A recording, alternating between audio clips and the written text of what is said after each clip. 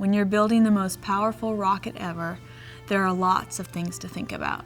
One of the things that we think about is how do we point this launch vehicle very, very precisely. In order to do this, we've taken the pieces of our control system that have been flight proven, and we're adding a new piece that we call adaptive augmenting control to help us to do this even more effectively.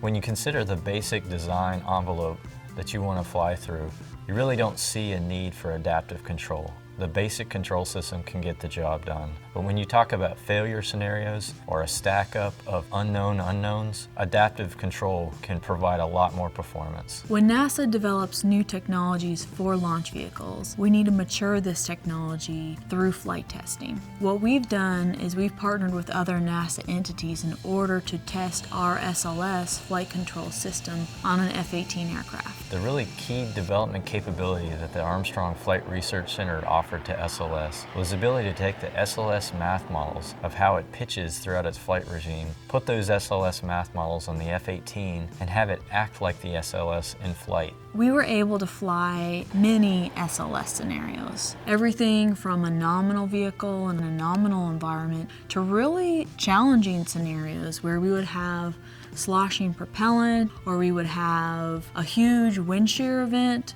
We even simulated things where we would have the core engines actually stick in one direction and not be able to move them, and then the rest of the control system had the responsibility of compensating for those issues. As we were in the control room looking at the data coming in from these many trajectories, we could quickly see that our adaptive control performed just as expected, increasing the performance of the basic control system. Coming out of this flight campaign, we were able to meet all of our test objectives multiple times.